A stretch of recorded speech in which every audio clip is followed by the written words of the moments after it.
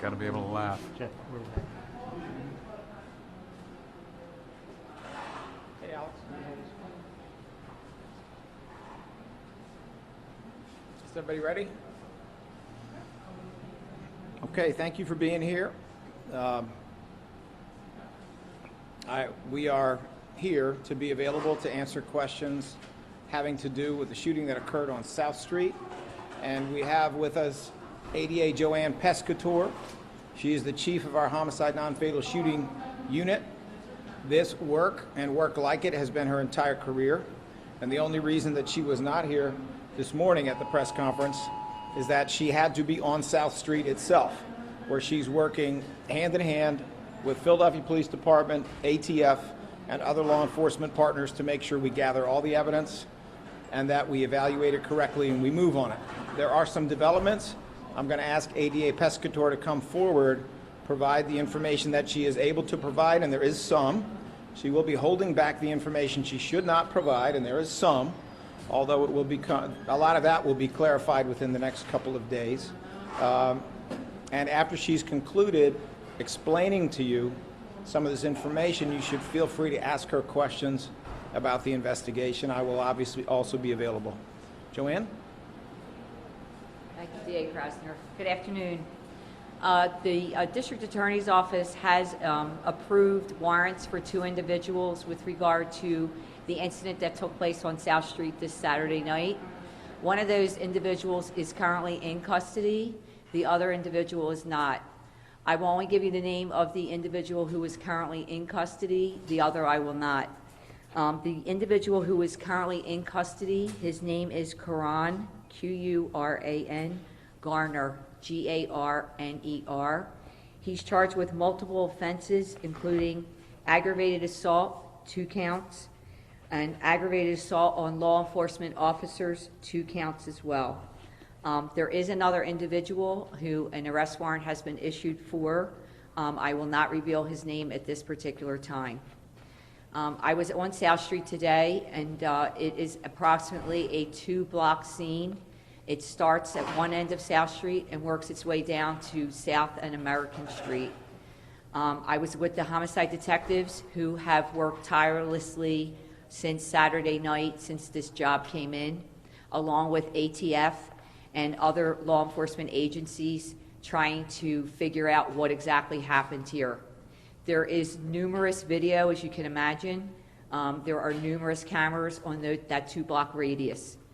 Various videos have been pulled. There are no murder charges at this particular time. That investigation is still ongoing.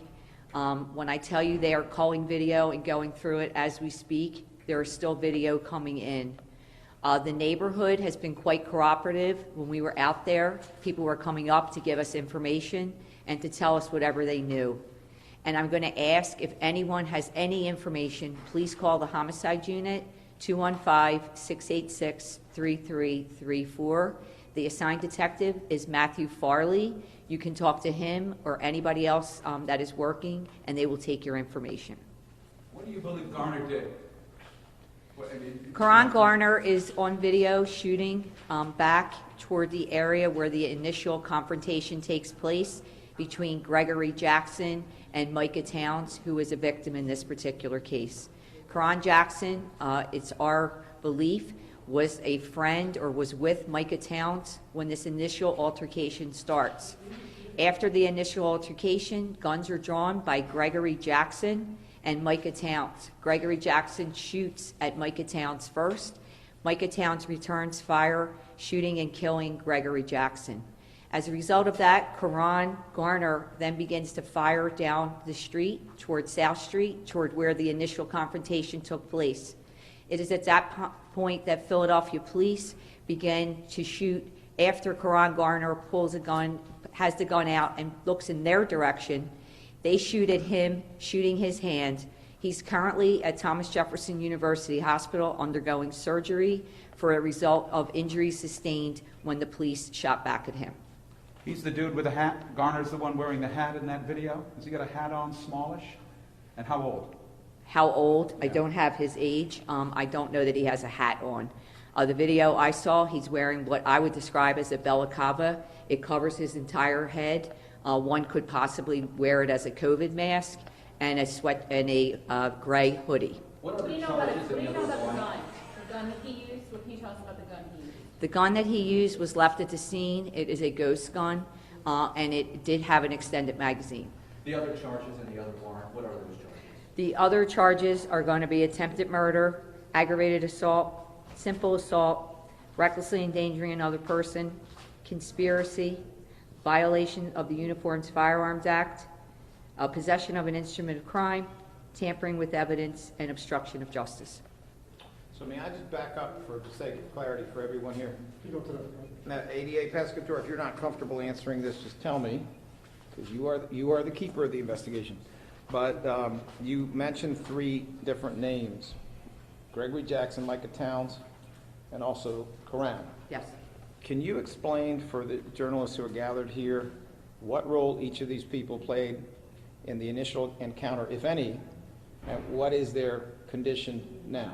Okay, certainly, DA Krasner. So Micah Towns is walking down South Street. You can't tell if he's with Karan Gardner at that time. They're in close proximity to each other. At some point, he passes by on the same side of the street, Gregory Jackson, and 2 other men, one of them being the unnamed person who the arrest warrant is for. As he's passing by, words are exchanged. As words are exchanged, then Gregory Jackson takes a swing at Micah Towns, striking him in the face.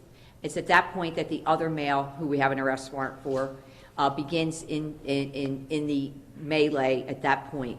Micah Towns is then thrown against a window while they are beating on him. At some point, you see Gregory Jackson, who did have a permit to carry, pull out a gun, and he has the gun at his side. Micah Towns is in the middle of South Street. At that point, Gregory Jackson begins to fire at Micah Towns, Micah Towns, who also has a permit to carry, pulls out his gun and shoots back at Gregory Jackson, ultimately killing him. It's at that Ultimately killing whom? Gregory Jackson. It's at that point that the unnamed person, who there's an arrest warrant for, picks up the gun that Gregory Jackson had and gives it to another male in a blue hoodie, who then leaves the scene. That unnamed male still stays at the scene, putting pressure on the wound of Gregory Jackson, and gives his name to police and where he lives and all his information. It's at that point that Karan Gardner then begins firing down South Street in the location where this melee took place. And then after he stops shooting, the police, when he turns his gun toward them, fire at him. And then you see Karan Gardner run down American Street saying out loud, "He shot my hand off, he shot my hand off." Karan Gardner then makes his way to 4th and Bainbridge, where there are police positioned there. There had been an earlier shooting at 4th and Bainbridge approximately an hour before that. Police were at that location for that shooting. Karan Gardner approaches the police and tells them, "I got shot during this incident." They put him in a patrol car and take him to Thomas Jefferson University Hospital, where he is at this time. Micah Towns is in serious condition at this time. He is at Penn Presbyterian Hospital, and that's why the charges with regard to him as a victim are attempted murder. Do you believe Mr. Garner was shooting at the direction of Mr. Jackson in order to defend Mr. Towns? That is the belief, except that Mr. Jackson was already down, and that particular incident was clearly over probably 20 to 30 seconds when Karan Gardner then begins to fire down that street. I just want to clarify, because it was a little confusing. You're talking about Micah Towns, and you talked about the attempted murder charges, but we're not talking about Micah Towns being charged. No, Micah Towns is not being charged in this case. He's not. That's a charge. He's the victim on the person that I'm not giving you the name of. Towns wearing black. You see him in the video He wearing is. black. He is. He has a black T-shirt on, and you see it at some point come over his head, and he makes his way into the middle of the street. He's actually laying in the middle of the street when he's shooting back at Gregory Jackson. So the guy who gave his name to police, who's helping Gregory Jackson, takes Jackson's gun, doesn't tell police, "I have his gun," and now you want to find him your gun. Doesn't tell police anything, just that I'm here, that's my friend, I was giving aid, gives his name, and that's it. But on video, you can clearly see him pick up Gregory Jackson's gun and hand it to another male who leaves the scene. And earlier today, the DA said that there were 4 guns, maybe more. Yesterday, we heard that 2 guns were recovered. Do you have any other guns from this recovered? No, we don't have any other guns recovered. I can tell you that there were 3 of the guns at least are 9mm, and there is a .40 caliber gun that was out there that was also fired. So 4 guns is the number, 4 guns at least. at least. Do you know what they were beefing about? What's the original problem here? I do not know. All I can tell you was apparently Micah Towns was a boxer, and this unnamed person with the arrest warrant was also a boxer. I don't know if they had some sort of relationship prior to that. You just see them pass each other on the sidewalk, words are exchanged, and then everything breaks out from there. Is Jackson not a boxer? Isn't Greg Jackson a boxer? I don't know. I don't know if he is or not. Shortly after all of this, then there's a homicide in the 500 block of South Broad. At this point, any connection to... No, we were talking about that, and we don't think that it's related. Of course, they will check the ballistics to see if there's anything else they can gather from that. Understanding from police that they are trying to then the other wounded in this crowd, how those wounds did come about. Any indication at this point from your office, ballistics-wise, how... No, other people- it's kind of hard to tell right now. There were so many people. If you see the video, there's just so much going on, and people are trying to render aid, and victims are being moved around. So the detectives are over there now watching numerous body cam videos from the location, trying to get cell phone videos, trying to piece it all together, who was where when they actually got shot. So that's where we're at right now. Do we have any video evidence at this time of another shooter, or do we just have the 3, at least 3 guns? We do have evidence of another shooter. There was somebody shooting a .40 caliber gun. Where was that shooter located? I can't tell you that at this point. We're still getting video to try and clarify that better. Are you able to determine which victims were injured by which gun? Maybe No, that's what we're trying to do right now. we don't know if anybody was injured by the 40 caliber. Yeah, we don't. We're having the body bullets examined as we speak by ballistics to see if there's any match to tell, because we had 3 other 9mm out there. So you have to compare those to each other, and then you have to, if the body bullet's a .40, then we know who our shooter of that person was. But 2 of the people with the 9s had licenses to carry. That's correct. One maybe not, but we don't know. You don't know that. And the 4. Karan Gardner did not have a license to carry. That's why he was charged with 6106 and 6108. So basically, you have 2 guys, some sort of beef, we don't know what it is, and it results in 11 people being injured and 3 people being dead. Yes, and I don't know if other things were happening that have nothing to do with, literally the scene is 2 blocks long, and it literally is 4 different scenes. And if you walk a couple, 50 or 60 feet, there's another scene, and then there's another scene and another scene. So whether it had to do with each other or not, I can't tell you. And everybody with the beef apparently is holding a gun. Yes. Have you identified from ballistics any of whose bullets shot which bystanders at this point? No. No. Question for DA Krasner. You interviewed the mayor yesterday, and he said something to the fact that the attorney's office and the attorney general's office can do something about guys that have 3, 4, 5 different arrests, I'm quoting, for carrying an illegal firearm, and they're still on the street. That's got to get addressed. Can you respond to that? Well, I would agree with him that the AG's office and the DA's office should prosecute people who have criminal records and are susceptible to a charge of 6105, which is felon in possession of a firearm. I think that's correct. Obviously, you've already noted that in this particular case, we don't know everybody who was involved yet. We do know that 2 of the 3 original participants had a permit to carry and 1 did not. And Karan Gardner actually had a very troubled past to late teenage years, but was never really held accountable. Do you think instead of just withdrawing charges, there should be some diversion program that kids can be put in when they get in trouble? I'm not familiar with the details of Karan Garner's record. Once I am familiar, I may be in a position to answer whatever that question was. Are there any other questions? Do you know if there were any disorderly conduct arrests or code violations arrests beforehand? I don't have that information. Do you know? I do not know. I don't know that. I mean, that's not something that my unit would keep track of. Is there going to be an extra police presence along that area of the city tonight, tomorrow? I don't know. I can tell you that I'm sure that question can be answered by the commissioner. We know that there was some activity last night that was different in terms of cutting off access to certain parts of South Street. I cannot tell you, although I'm sure there is a good answer, I cannot tell you specifically. Obviously, some of the theory behind that had to do with the weekend. Some of it had to do with the Roots Picnic, which is a very popular event that draws a lot of people to enjoy something that is planned by one of Philly's great bands and a very positive influence in the city. So it may simply have been a certain amount of trying to evaluate the potential for people leaving a different event to end up on South Street and what social media may have indicated was possible.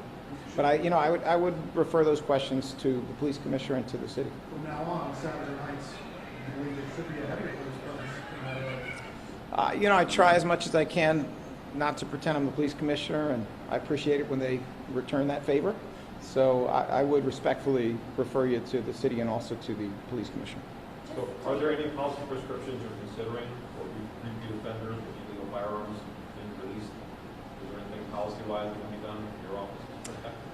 I'm happy to answer your question, although I'm a little confused because I think we just discussed two people who have a permit to carry, which means I mean, in general, the wide scope of people with illegal guns. We have always treated 6105, which is people who have a prior felony. We have always treated those cases as very serious cases that we prosecute. They're not even eligible for diversion.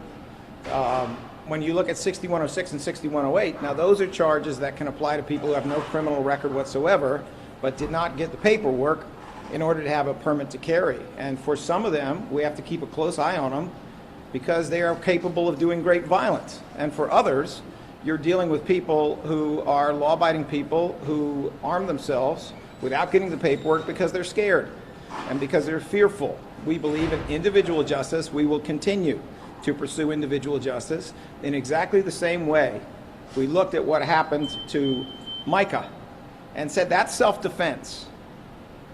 Even though he fired a gun and killed someone, we did individual justice, and we do individual justice as well when it comes to cases of gun possession. I want to be clear, we have 11 injuries, 3 fatalities.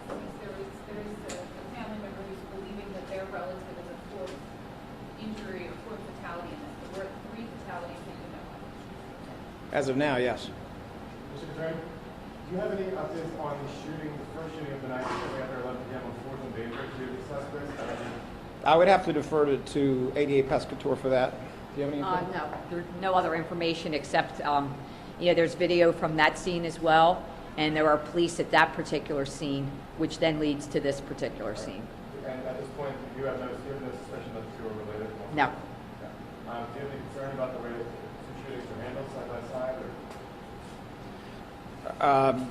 I have no reason to think that these investigations are being mishandled in any way. I can tell you that I know that police have been on the street working more or less continuously, as they often do with a homicide investigation. We have had excellent collaboration and cooperation with ATF and other law enforcement partners. ADA Pescator isn't getting as much sleep as she could use, which I appreciate. In fact, she was out there on the street herself. I was out there on the street myself the morning after it occurred. This is a very high priority for a lot of people in the city. Some of them are in government, some of them are not. These business owners have stepped up remarkably to make available video and to assist in this process. Witnesses have come from everywhere. There are people in the community who stepped up to try to render aid when people who were bleeding came into their establishments or were running down their streets. We are all stepping up, those in government and those who are not in government, to deal with a situation that is deeply, truly tragic. Do you have any more video or photos that are going to be released in terms of having the public help you identify people or anything like that? I know we've seen some of the video, but should we expect anything else to be coming out? I think I know the answer, but I think it's better if I don't answer. So we'll have ADA Pescator answer. Thank you. I know that the mayor is having a press conference, or was having a press conference today, and I just left homicide a short time ago, and the 2 video specialists over there were putting together compilations and still culling video for that. So I'm hopeful that we'll have another person that we can identify as another shooter. And that'll be made available to the public or to the media? Once we do that, yes. You said you don't have a name on Garner or David Hart? I do. I want to make sure we're looking at Garner. It looks to me like he's wearing blue top, right? Well, it could look blue on your video. I'm You know telling what you, I'm looking at, yeah. it's a gray jacket with a black front to it. And that's him next to the I can't see that far away. No, that's not Mr. Karan Cole, Gardner. may I assist? not. May I be of assistance? Is that him? No, that's not Karan Gardner. Assistance now. Yeah, absolutely. No, that is not Karan Gardner. That's not him. No. Great. Thank you. Of course. It's all about the truth. So may I just say this on the video issue? You know, this is always a very delicate balance. There may come a point where it makes more sense to release a video because that could become a source of additional investigation. There are also times when releasing a video invites people to become fake witnesses or invites them to change their memory, and their memory is actually valid, and what they're doing is modifying it based on something else. So it's this delicate balance between the integrity and the investigation and then being as complete as possible. But, you know, we have great faith that the PPD and that the mayor's office will be sensitive to this, that the PPD is well positioned to make good judgments about what video can be released and at what point it can be released. And of course, we're in that process, so we're happy to advise to the extent that they want. Are the families being cooperative? I know you mentioned like one of the boxer may have known via one of the possible other boxer, things like that. I know it mostly seems like it's all innocent bystanders, but are there any relationship or Yeah, I can't tell you that. I don't even know if Micah Towns, the one victim, has been able to be interviewed yet. So once that happens, maybe we'll have more information. Just one last clarifying question, maybe, on Yeah. the timeline. You said, who threw the first punch? Gregory Jackson. Gregory Jackson threw the first punch, not just Thomas. Who hasn't? No, no. And do you know how many shots each of them fired at each other? They fired together, altogether, they fired 17 shots between Jackson and Towns. Jackson and Tess, do you know how many hit Jackson? I don't know.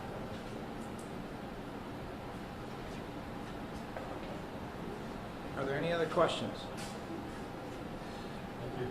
Thank you all very much. Appreciate your patience this morning. I realize we couldn't answer it all this morning, but we have more. We will probably have more yet tomorrow. Thank you. Can I just get a quick poll sign for something? Can I just get a quick poll sign for something? Are you